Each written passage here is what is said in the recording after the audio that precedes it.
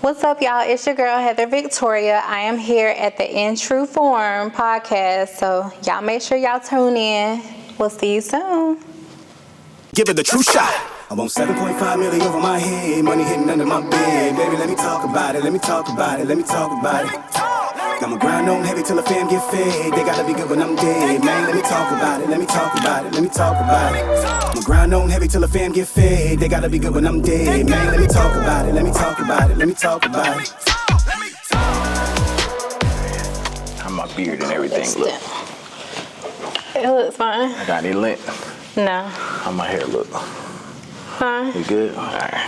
Your hair looks great. Thank you. You giving me Tony Braxton vibes. Thank you.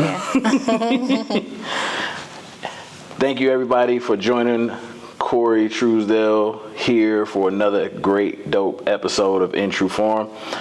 I have how can I say this? I have a poet. I have a songstress. I have a meditational type of musician here, R&B singer Heather Victoria. Thank you.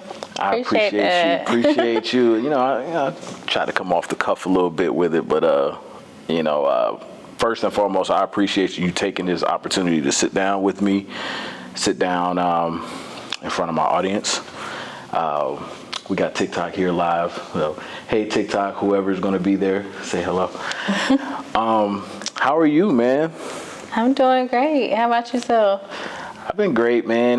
It's been a busy weekend, but we're closing it on out strong. Right. So, I want to dive right on in. I done did a little bit of background on you. Nobody knows what the questions are. Heather doesn't know these questions, so she's probably looking at me like, I don't know what he gonna ask me. But we can just dive right in early. So take me on your journey through music. So that's why I got you here. It's a girl out there that's either 5, 10, 15 years old that wants to do what Heather Victoria is doing. Mm-hmm. We all know that we've been in that space before where, you know, we don't know what route to take. Mm. What brought you into music? How old were you when you started? Well, I was like 4 or 5 years old. I always loved music in general. My mom sings. My dad is just a true music enthusiast. He raised me on 70s music, 80s music. My mom too, but my dad was really more into the 70s, which was great for me. Mm-hmm. But just following after my mom. My mom was a singer in a small theater. She also sang in a cover band in the 80s. So she was just always singing all the time around the house. Okay. Teaching me how to harmonize, playing all the amazing R&B of the early 90s and late 80s. So. Who was you listening to? Who were those individuals that your dad played? We start with your dad. Who was your dad playing? The Commodores, Earth, Wind and Fire, Stevie Wonder, then a lot of jazz, a lot of instrumental jazz. And then my mom, Tamia, Shantae Moore, Shaka Khan, Whitney Houston, Mary, Tony. Your car rides sound fun. SWV, so fun. So yeah, I was young though, and then also singing at church too. Okay. So yeah. How long did you sing in church? I mean, on and off, because you have your times where you're really, really locked in, and life is happening. So on and off, I would say at least 10, 15 years. Yeah. Yeah. You're a true 80s baby. Mm-hmm. So. I barely made it though. You barely made it? Yeah. Okay. So November 89. Okay. So. That's what's up, man. Mm-hmm. Yeah. So your birthday is coming up. Mm-hmm. So you're a Scorpio? Mm-hmm. Okay. Yes. My close brother is a Scorpio. His birthday's coming up. He's turning 40. Okay. Thinking about going out there to see him. He watches all my episodes. He told me the other day. I didn't know he watches them because he doesn't comment. He doesn't like anything. He doesn't send me a text or nothing. But he told me the other day, he said, "Man, I love your podcast." And I was like, "Bro, you be watching?" So I was like, I gotta get out there and check it out. But yeah. They said you started writing poems at the age of 11. Mm-hmm. Tell me about that. 11 or 12. It was just something that I took to. Yeah. Yeah. So when you was in school and it was time to write poems, you used to beat everybody out. Teacher used to put you in front of the classroom. And I was just like writing. I think like writing was fun for me. It was a fun thing to like get a prompt and write about things. So I think it might have stemmed from there too. Yeah. So yeah. You ever get writer's block? I have, yeah. Okay. You know, How do you it get comes out of and that? it goes. How do you typically get out of your writer's block? I know that I get Getting into out of writer's block is photography just block time. sometimes. Just Yeah. time. Do some things, you know, find some new experiences, things like that. Yeah. Mm-hmm. Are you originally from Raleigh area? No, I'm originally from Fayetteville. Okay. And then we moved to Wilson, North Carolina when I was in 3rd grade. So I Okay. was there until I finished high school. Then I came up here for college. You just don't give me any type of North Carolina vibes. Really? You really don't. Like, Okay. just listen, so looking at your social media, looking at your bio and all that, just listening to your music and stuff, it's a northern type of vibe. You get Well, like that's why I got to do more podcasts. I feel like people don't really know me from my page. But the more you get to know me, I think that you'll probably definitely feel all the southernness that I have to offer. So you got the hospitality. Oh, and it's yeah, tucked for away. sure. Okay. For sure, yeah. All right, so when you were doing those poems, what were the emotions, experiences behind it? How did you shift the poetry into songwriting? How did you do that transition? Well, just being from North Carolina, you never really think that you can have a music career. It's just not something you put in your mind that can happen. For me, even recording was like happenstance because I met a friend at college who also just so happened to be from back home in the 252 where I'm from, and just so happened he a rapper, and he asked me on Christmas break to come to the studio and do some melodies and things like that. Mind you, I'm like 19, so I didn't really think nothing of it. I didn't think it was gonna help me to start a career or anything. I just thought it was fun. So that was my first experience turning poetry, things I had already written in my notebook. Never even thought it could be a song, but I was like, let me just use some of this stuff that I already have. Right. So it really wasn't like super deep. Really just having fun. All us college kids, you know. Yeah. So yeah, I started in Rocky Mount recording, and then eventually started recording in Durham at school. When you was in, when you transitioned to college, 19 years old, you stepped foot in the studio, was there nerves? Was there like an intimidation factor or type of... It's so long ago. Based on how you look, it looked like about 5 years ago. So it don't look like it was that long ago. I'm just trying to think. I feel like there was some nerves there, you know, but for me, it was more excitement. Okay. Because it was just something I always felt was so out of reach. I had my mindset on being like a middle school guidance counselor or maybe a therapist. You know, I was just trying to figure it out. I never thought like, oh, I can really make music and put it out, and this is something I eventually really started to take seriously. Right. So in the moment, we were just having fun. Anything recent that you've been doing that's been exciting to talk about?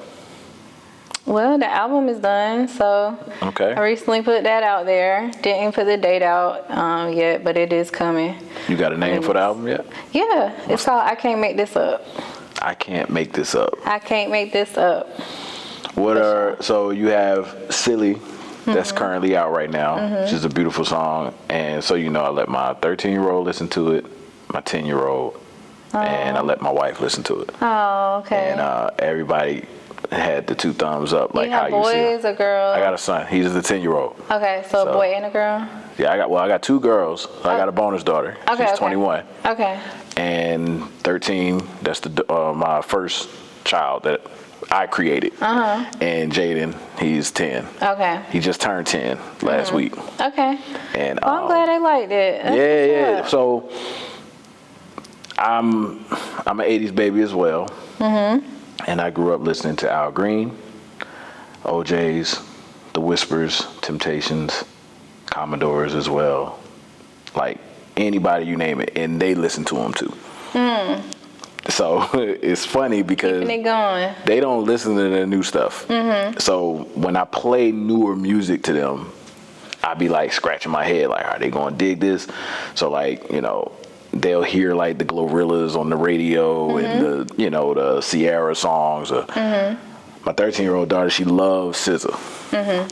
So I just took her to the Kendrick Lamar and the SZA concert. Okay. And she was just, that was her first concert. Aww. And she was just like blown away. She I know actually she loved it. the fatigue shirt that SZA has with the ladybug on it. Okay. So she has that. So I almost thought that Nice. that's something that I seen, but nah. But anyway, but yeah, so when I played the songs for them, they was just like, they was vibing. I could see the head nods. I could see. Alright. So I was like, all right, cool. Because again, I love Toni Braxton, Anita Baker. They used to go to sleep when they were like, so when Jaden was like 3, Jordan was 6, and they used to go to sleep on Anita Baker station on Pandora. And it wasn't until Jordan was like 10 when she was like, can you please stop playing Anita Baker because all her songs are sad. She said she never found the guy she was looking for. It was so funny. Oh, that's It was the hilarious. cutest thing in the world, but It she was is. just like, she was really listening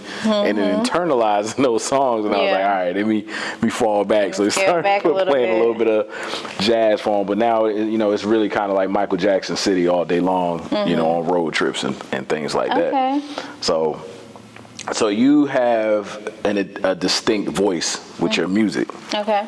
And it's like when you hear Sade, we mentioned Anita Baker already. How was it when you were trying to find your voice? Like, what was that like, just being like, you know what, I don't want to sound like all these people that I listen to? Because, you know, when you listen to the new age rappers, they tend to sound like Drake a little bit. They tend to sound like Future.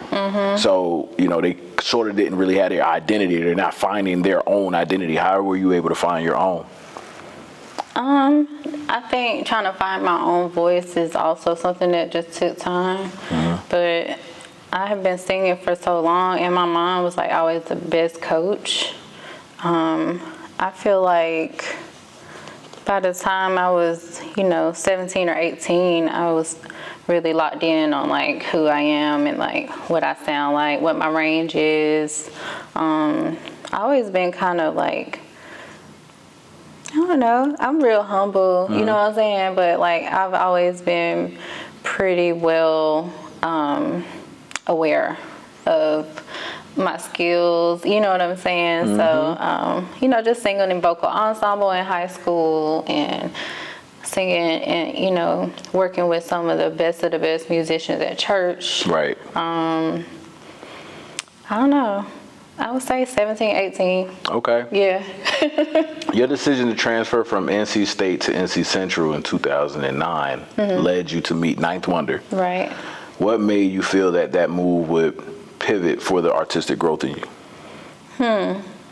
Well, for me, it was just, at some point I knew that staying at NC State wasn't going to work best for me academically. Personally, it was hard for me to connect and stay locked in class with an overwhelming amount of students in class. Okay. So I had a best friend that was at Central, and I went to go visit her a couple times. And You felt that melanin I was on like, the, on either the, I'm on not the gonna campus. go to school, or I'm gonna probably go to Central. Like, which one I'm gonna do? Yeah. I was like, I don't want to not go to college, because I didn't necessarily have a plan on what I wanted to do outside of that. So, just going to class with her and seeing how intimate it was and how the professors knew everybody in the room, and like, you know, I was like, learning style wise, I think this is gonna be best for me. So that was number one. And then number two, North Carolina Central has a very prestigious music program, and there are a lot of really, really like talked about professors there and vocal coaches, vocal professors at the time. And then also word on the street, so it was this like really, really, really exclusive class called History of Hip Hop, and it was like a new class. And it was just a word of mouth thing. Even all the way at NC State, people were talking about it. And I didn't know who Ninth was at the time.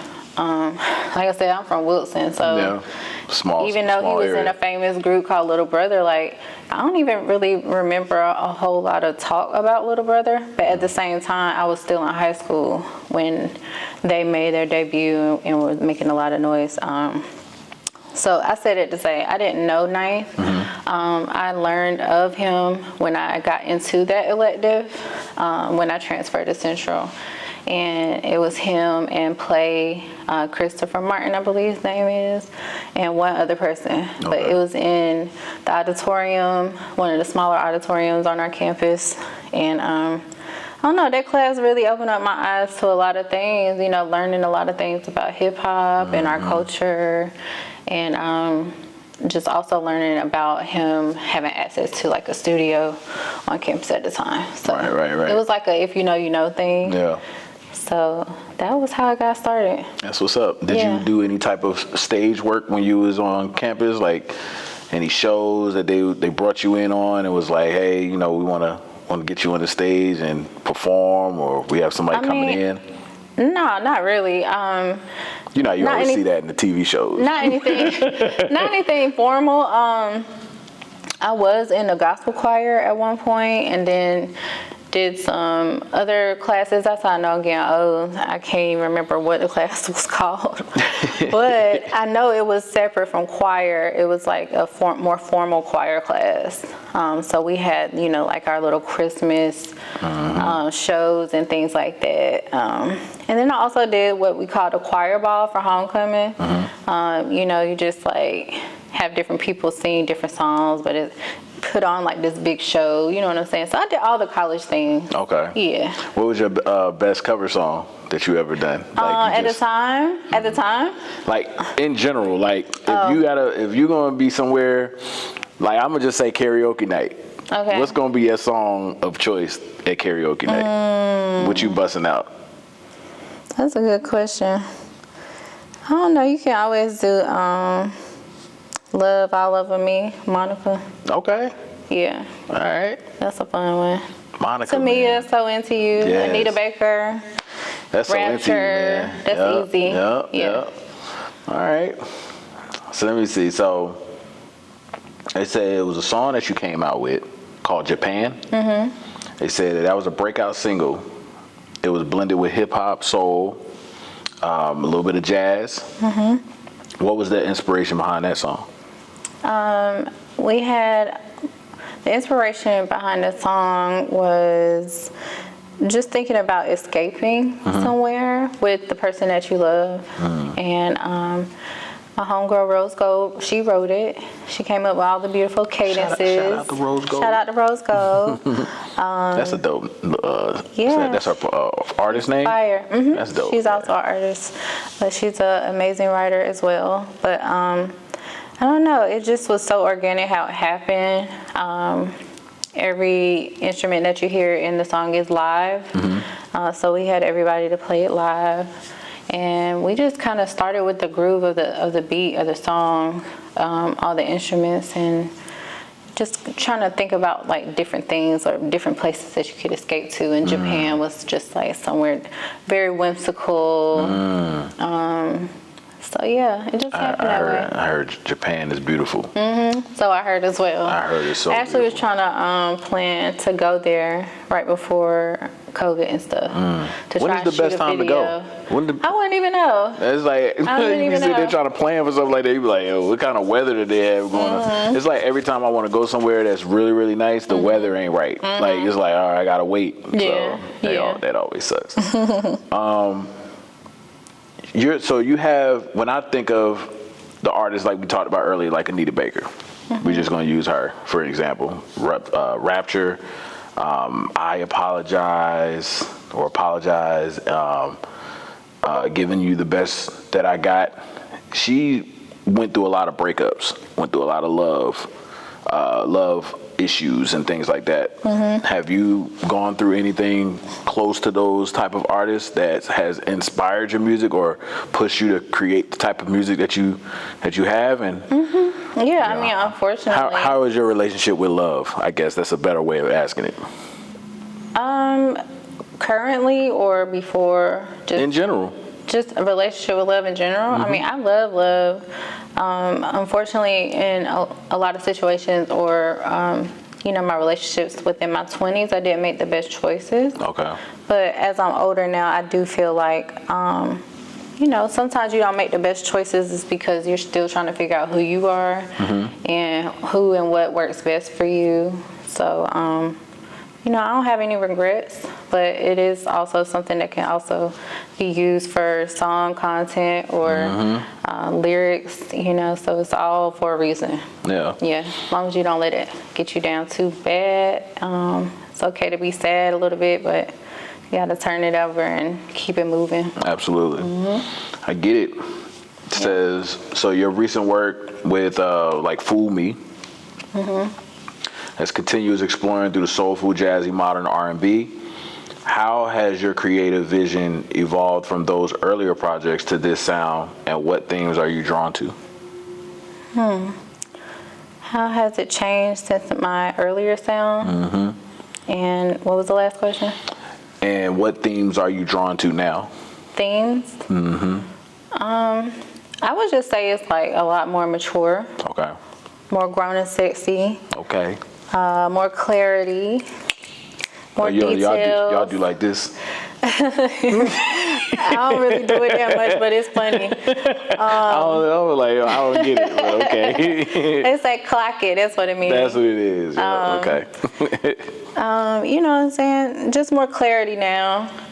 Here at a certain age in your 30s, things start to really make sense in terms of what you want to tolerate, what you want to deal with, what you're not going to deal with, being able to articulate things you've gone through, to be able to process everything. It's like you get to a point you're like, it's all good. That's right. It's all good. What would you tell your younger self now? What would I tell my younger self now? The one that was in the 20s that you mentioned earlier.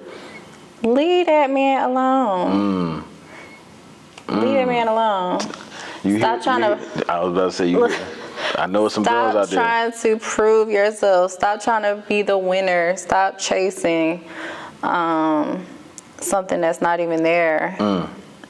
But when you're not wise and you're very vulnerable, and you unfortunately start to deal with people who might more so take advantage of that, it's not easy to get out of that web.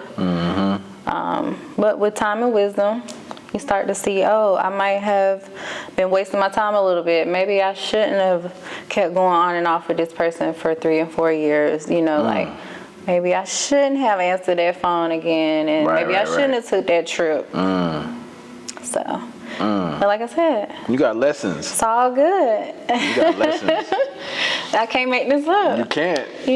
Let me see who we have in here. We're about to take a quick break. Hey y'all, thanks for tuning in. Thank you for tuning in. Heather has a new hit single that's out on all streaming platforms called Silly. That's right. What is Silly about? What is Silly about? Just that. Being silly? Being silly. I shouldn't have been doing this on and off, back and forth with you. Right. It's about ignoring red flags. It's about staying in places you don't belong, and just how silly it can be. Just as simple as that. We're going to take a quick break, and y'all check out a piece of Silly from Heather Victoria. Appreciate y'all. It was once upon a time I was so naive. You used to tell me whatever you thought I would believe, and that shit worked out for a while till I started to realize you weren't true. I wasted my time loving you because the whole time you were plotting on your ex's every move. You was lying about it, but when it came to seeing the real you,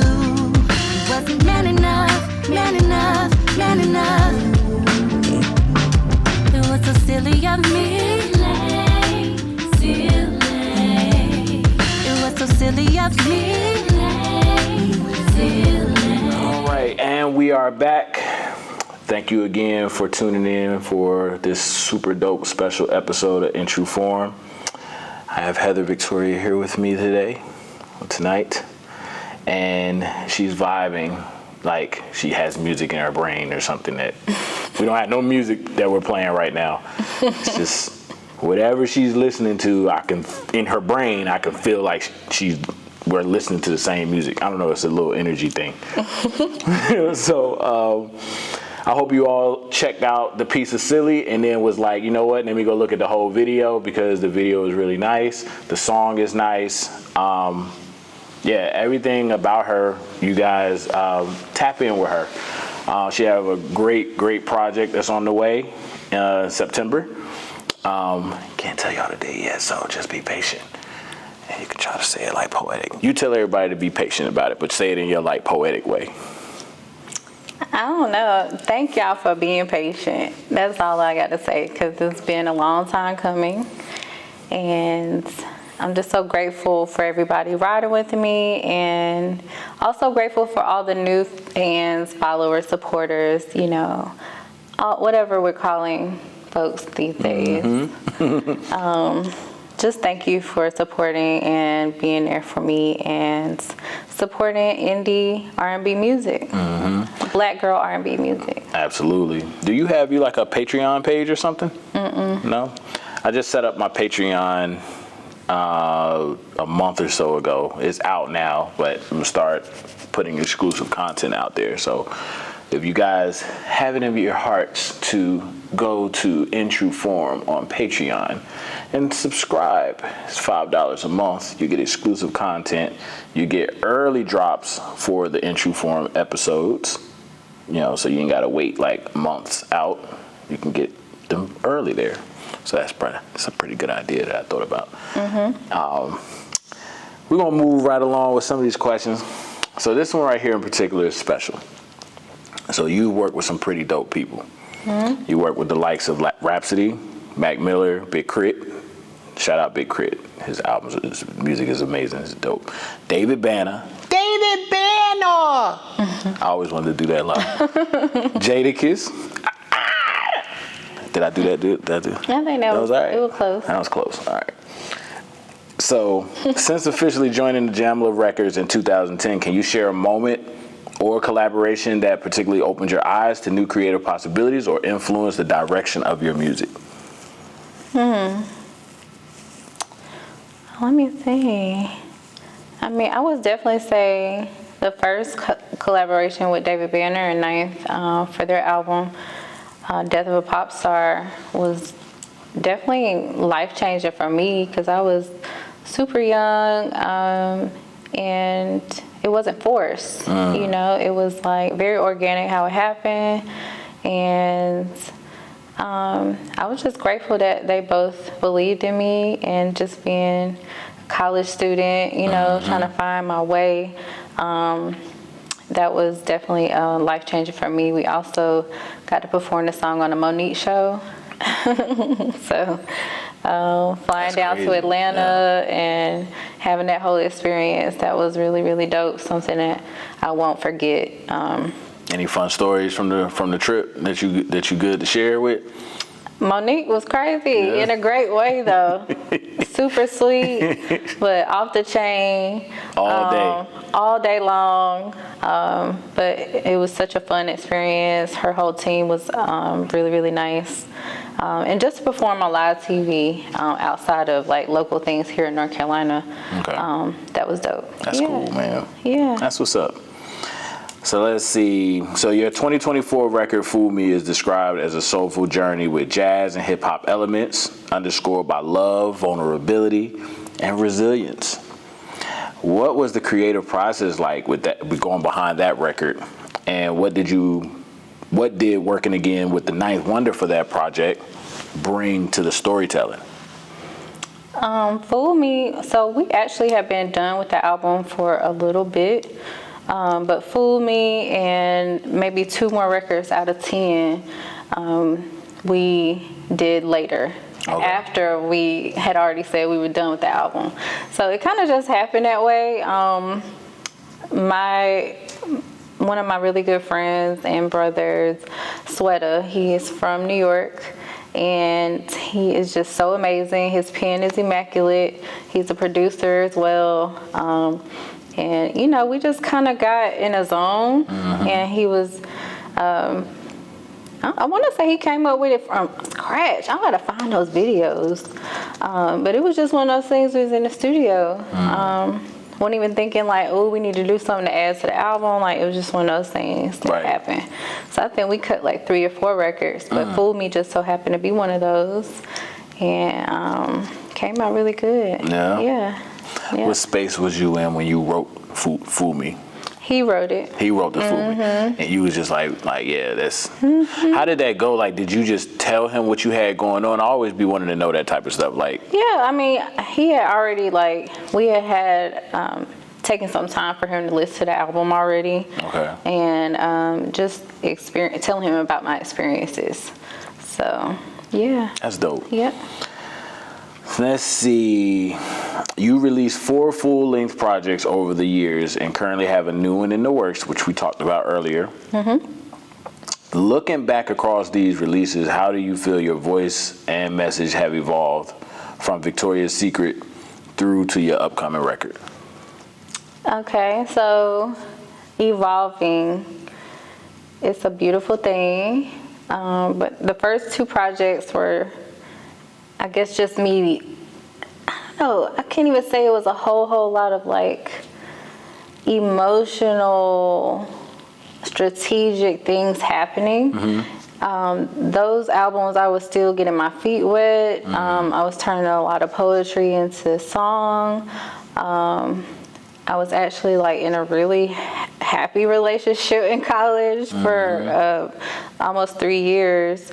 So I had like a good experience. I was writing like a lot of love songs, and then just also becoming a new artist. It's like you're being birthed and still trying to understand which beats work best for you. So I look back at those albums, I'm like, oh, you were just such a baby. You know what I mean? Like, girl, you ain't know nothing yet.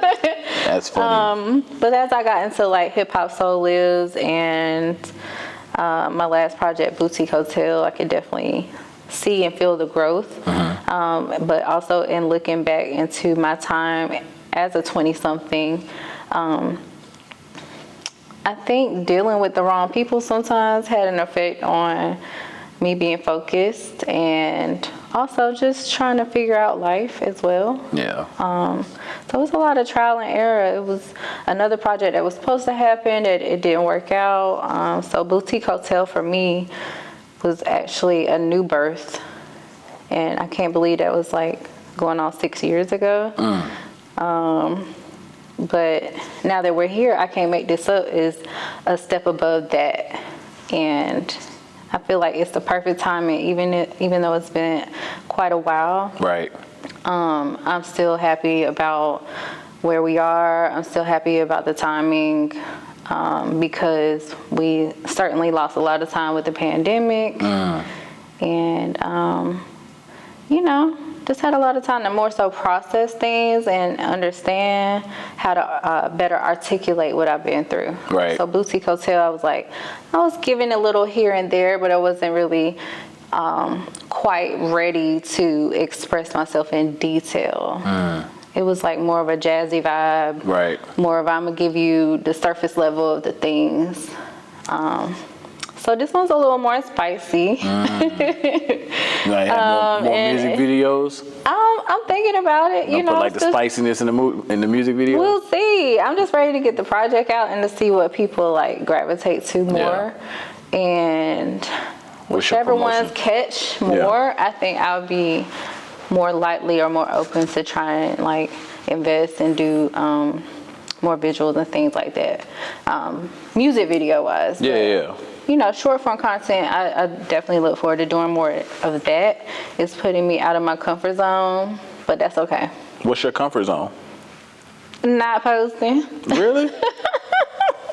Man. No, I'm not. I wouldn't even say not posting at all, but you just opening up the blinds. You was opening up the blinds earlier. I'm I'm just like, One of your posts. I'm a stage girl. I'm a stage girl. So you be like, man, let me go ahead and do this post real quick. That's how you be like. But I'm trying to get out of it though. Okay. You know what I'm saying? I'm really trying to be better. I bought a tripod, bought light. Like, you know, I'm like, okay, Heather, like, you really got to start doing more. And I look forward to it though, because I want to connect more. You know, I just miss the stage. I like connecting with people on stage. Yeah. You know, just sitting up talking on my phone. Like, it's cool. I feel like it would get old for me, but I'm open to it. You know, things like going live and all of that.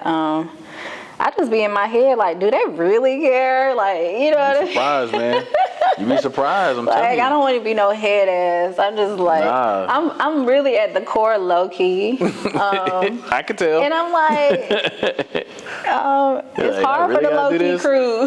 It is. It's hard for the low key crew. Man. People out here that's creative. You know, I tell everybody all the time. Man, I be like, if I wasn't doing photography, I would be ghost off social media. It's just, I have to be on there. I have to promote. I have to market. I have to do all that kind of stuff. So it's just like, I'm goofy. I like to laugh. I like to make people laugh. But in all honesty, man, I was like, I'll be cool in the background. Yeah. Like, that money got to be the same. If I can make money in the background, I'll be good. And then for me, it's like, I definitely want to connect with people more so that people can understand and feel me, like, personality-wise more.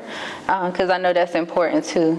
That comes along with music now. Yeah, and promoters look for you to be engaging like that as well. They be like, yo, do I want to put her on something? Do I want to put her on this project? So, and I have a communications degree. Like, you know, talking to people has never been an issue for me. Yeah. Like, in real life, I'm very social.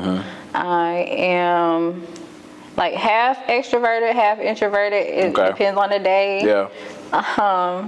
But I can definitely talk. I'm just trying to figure out how to do that more on my phone. So I'm a pivot a little bit. Okay. Because a lot of my viewers will recognize they're going to see you for the first time. Okay. It's going to be people that's never heard of Heather Victoria. Right. That's me on the shirt, by the way. Oh yeah, that's dope. HV. Let me know if you need some merch. Where's my shirt? I would have bought it's red and black too. Oh my God, it's red and black. Everybody knows how I love red and black. I got it on my shirt right now. That's right. She don't got a shirt for me, y'all. Oh, I'm definitely gonna swing back and bring you one. Okay, we're gonna hold her to that, my format crew. So where was I? So your audience know who you are. My audience are seeing you for the very first time. You are an attractive woman. I have one of my favorite comedians, Just Niche. Shout out to Just Niche. She had this bit where she was talking about how when she goes to the gas station, guys be trying to holler at her. She said she called it, like, you know, the gas station dudes. The gas. Do you get hollered at when you be going to the gas station? Off the humble, yeah. How is that? How is that process for you when you be at the gas station? That's another thing about not wanting attention online. Like, when you get attention in real life, who cares? You know what I mean? Like, of course. I mean, any beautiful woman is going to get attention at the gas station. I don't know what it is about the gas station, but y'all love to holler at the gas station. I be acting like I'm on my phone. That's funny. I put my headphones in. I would ignore your ass. That is hilarious. Because I don't feel like talking. So let me tell you a funny story one time. So I told you earlier, I'm a goofball. So gas stations are my top places to hand out business cards. One of my top places for my photography cards. Okay. But so at one point I used to have my family on my screensaver. But it was one girl I was trying to get, I was trying to get her attention, and she did the whole put the phone to my ear type of thing. So I was going inside, and I turned around and I said, hey, I know you're not really on the phone. I just wanted to give you my business card because I do photography and just wanted to connect with you there. She put the phone down. She was like, oh, I'm sorry. I thought you was trying to be a creep. But I was like, yo, who does the whole phone thing? Like, that's a real thing. But absolutely, I was like, I knew that already. People might be less likely to bother you if you're on the phone. Yeah, nah, not the homeless folks. Now, that's another thing. The homeless folks would be like, hey, excuse me, ma'am. You'd be like, no, ma'am. And they'd be like, they bring the worst out of you. That's right. Unfortunately. You be blasting your music when you be riding around. Anybody ever say, what you listening to? You be like, that's me. No. You ain't never had to do that? You ain't never had to do that? No. Shoot, let it be me. I got my song on Apple Music. Yeah, I'm a blast music. I mean, I don't that's really me. be listening to my stuff like that unless we're in like mixing mode. And okay. stuff. Yeah. That's what's Most up. of the time, I done heard it 5,000 times already. Yeah. I'm listening to other things. I've been trying to get into a habit of watching my own podcast after I put it out because sometimes I don't even look at it. Oh, wow. I'd be like, I don't like the way I sound. Well, after you sit there and edit it, you know. Well, sometimes I don't even edit it. Like, the way I edit it is unique. I have music playing. I listen out for the audio. If the audio is good, I go ahead and shut it on mute. I just don't like the way I sound. And it's crazy because people be like, you sound fine. But I be like, I don't like the way I sound. So I'm just now starting to like go back to the older episodes. So like, I think you're probably going to be episode 21, maybe. But man, I just looked at episode 4 the other day and I was sitting there like, all right, let me get through this. But you know, you hear the growth and you hear the progress. Yeah. So earlier you were talking about your mom. So your mom is Gigi Ritchie. And as your first and biggest influence, so when you mentioned her earlier, you mentioned her about 3 or 4 times. So I automatically kind of picked up like, all right, that's your person. That's the person that kind of put that spark in you. Yeah, that's the foundation. Yep. When you think back to those early moments of hearing her sing, what emotions come up for you now, and how do those memories still live in your music today? The emotions that come up, and just like pure like inspiration. Whether she was on the stage or not, you know, it was just me and her for a while. Like, I didn't get my siblings until age 7 and 9. So it was just me, her, and my grandmother. We were really, really tight coming up for me. So I don't know. Anytime I think about her and her music, it's just inspiring. Yeah. Seeing her on stage, you know, doing her acting thing and also singing and just singing so well. Yeah. It definitely encouraged me. And then, like I said, she coached me. You know, she taught me how to harmonize when I was 5, and you know, challenged me, made me sing at such and such house, or made me sing at a wedding reception in front of 200 people. You know, before I was 10 years old. What were some of the things she would say to you? Oh, you know, just believe in yourself. You got this, you know. Yeah. Just pretend it's me and you right here, you know, things like that. So you was that kid at the cookout. It was like, get up here and show them how. Yes. You was that. Hey, everybody, all right, y'all be quiet. Yes, that's why I don't like singing now. When people be like, can you sing such and such and such? I'm just like, yo, y'all don't even know how long this been happening to me. Yeah, but it's like a light switch. It's like you be like, yeah, girl, all right, I'll be back. And it's like you got to get into that mode. Yep, that's right. But most of the time, I'm gonna talk a little junk, but I really don't mind. Okay. It's okay. That's what's up. So your new single, Silly, carries a timeless R&B vibe with a modern soulfulness. And we talked earlier about what inspired that song. But what emotions or experiences did you draw from while creating it, though? Like, what was that moment where you in your room? Were you in the car? Where were you when you was creating that song? I want to say in LA. Okay. Eric G is the producer. It was during the pandemic. Well, the pandemic went on for so long. Yeah, we still in it a little bit. I seen him around, right. I think I seen him around early 2022. and I don't get to see him often. So when we did get together, he would like play me so many beats, like at least 50, and we just hung out. You know what I'm saying? Like he paints too. So I was just in a good vibe, enjoying him. You know, he's like a brother to me. So anytime you get around like people that are like family that you don't get to see a lot, you just kind of let the vibe be what it's gonna be. Right. And I think I started writing a little bit, but for the most part, I just really was taking the beat in. Yeah. And got home. Took me a while, but you know, after a while, I was like, okay, let me apply this situation to this. I guess still can't remember where I came up with the silly part, but it's probably just a feeling. he wasn't man enough. Yeah. Was a great starting place for the vibe and the emotion of the song. Yeah. What's your favorite Toni Braxton song?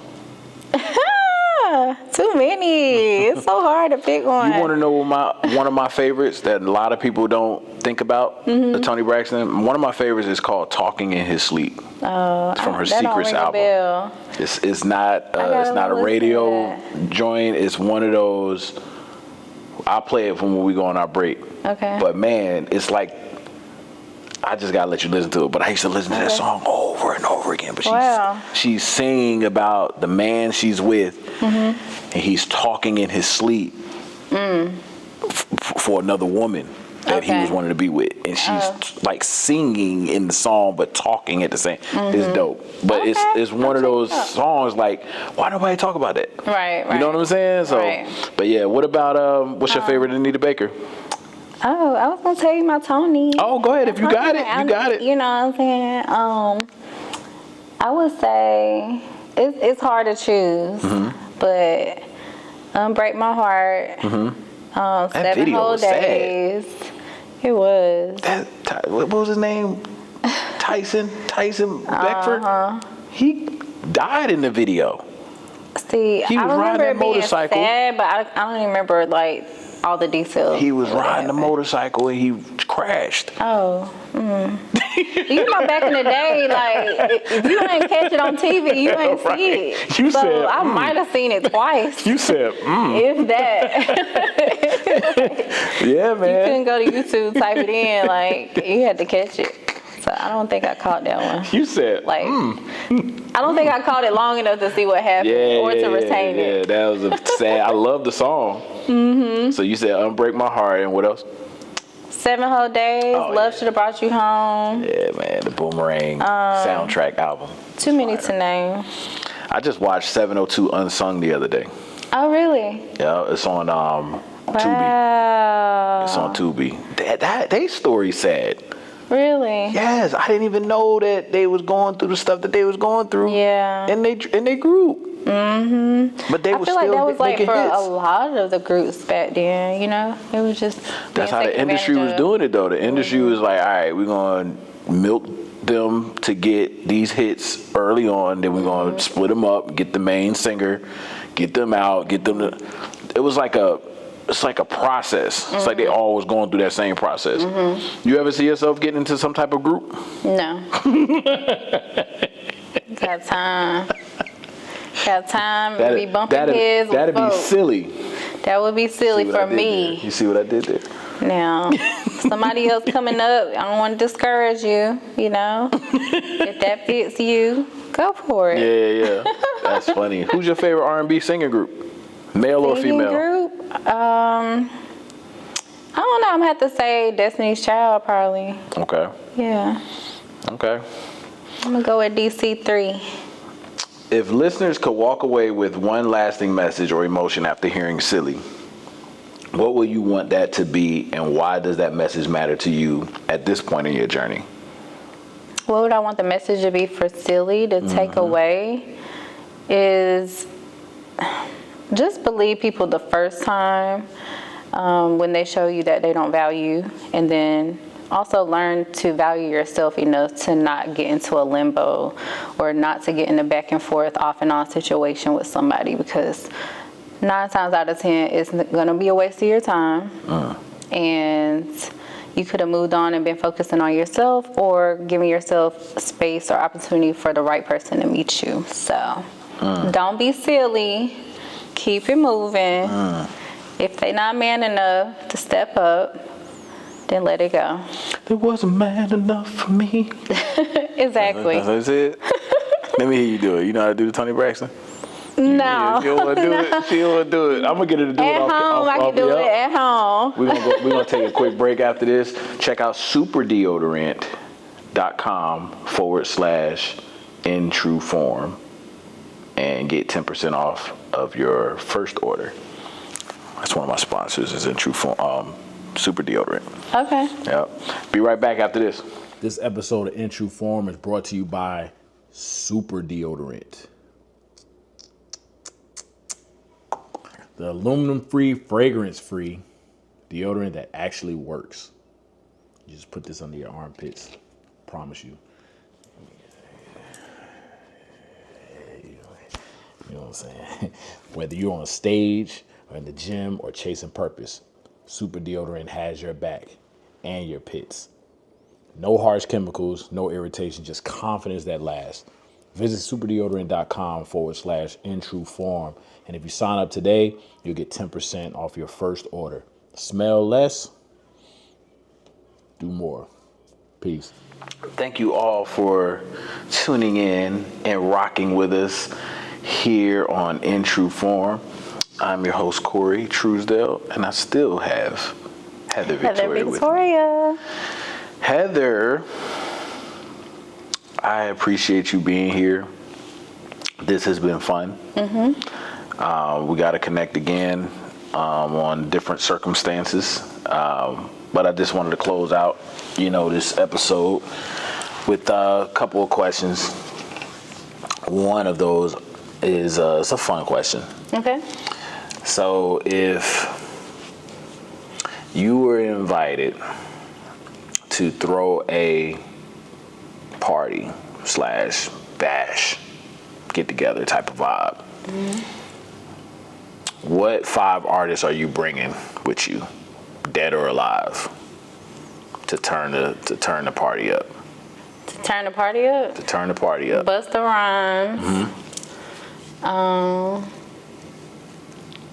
To turn the party up, who else? Busta Rhymes, Lil Jon, Eastside Boys, Jeezy, and a little something. Who else is gonna turn it the up? Southern is coming out of her now. She said Lil Jon, Jeezy. Got some trap music gonna be going on. That's right. Dang. The Hot Boys. Okay. You get the BG and Lil And Wayne. who else? Seen the Hot Boys? Rihanna. Okay. Yeah. All right. Yeah. Now, everybody they amped. So all the party folks is leaving now. Now you got the lovers on the dance floor. Okay. So they dance, they grinding. Lights is low. You get on the mic and you like, hey y'all, Heather Victoria here. I just want to just let y'all know, man, I appreciate y'all coming out to my party tonight. Coming to the stage to slow things down. Who you bringing out? Who am I gonna bring out to slow things down? What 5 artists you bringing out? And they could be a group. One of the groups can count as an artist. Okay. The Isley Brothers, Maxwell. Not Woman's Work. Not Pretty Wings. Yeah, Pretty Wings. Who else? Anita Baker. Let's see. What's some newer people? Like Leon Thomas. Yo, I heard his music is really nice. Yeah. And I'm gonna go with Lucky Day. Okay. Yeah. That's a strong list, man. It's different. It's Maybe eclectic. a little Alice Isley as well. Okay. You did you get a chance to go on SZA and Kendrick Lamar's concert this year? So No. in between I've been sets. locked in all summer trying to get the album ready. I I purposely didn't go to a lot of shows and stuff Just to keep your mind clear. To keep my mind clear, but like not even necessarily that 100%. It was just more so trying to focus on getting everything done. But I heard good things. Man, I actually picked up my cousin and her kids from the show in Charlotte. Word? And it was pouring down rain. Yeah. So we went to the one in PA and it poured down rain. That's crazy. And SZA was like, all our rain shows been killing y'all. And I'm sitting there like, yo, they just been performing in the rain? Like, Guess so. I was like, I guess it's dope. I think they said they did Minnesota and it poured down and rained out there. In Seattle. They said Seattle or something like that. And then they also said Charlotte. Okay. But the reason I brought them up is because in between sets, Kendrick would play Anita Baker samples. Oh, nice. Like in between each break, like you could tell he going in the back, they getting prepared for another song, but you could hear like the Anita Baker subtle songs in the background. Oh, that's and I was what's like, up. oh, he must love some Anita Baker. But he talked about it in Section 8, his one of his first mixtape albums. But yeah, I was just like, Anita Baker is on a lot of people's top list. When you listen to her, I really want to see her live because I heard she still sounds good. Oh yeah, right now. I saw her maybe 2018, but one of the best shows I've been to. Just the band was super tight. You could tell. I mean, she is a veteran, and it shows. Yeah. You know, very well rehearsed. They listen to her. Everything just was so great. Yeah. I love some Sade too. Oh yeah, for sure. Me too. Yeah. I never seen her live. They say she doesn't age at all. They say she looks the same way that she's always looked. It's kind of scary to me. Is she real? But did you know that her name wasn't Sade? I was I found that out a few years ago. Yeah. I was like, wait a minute. Yeah, that's crazy.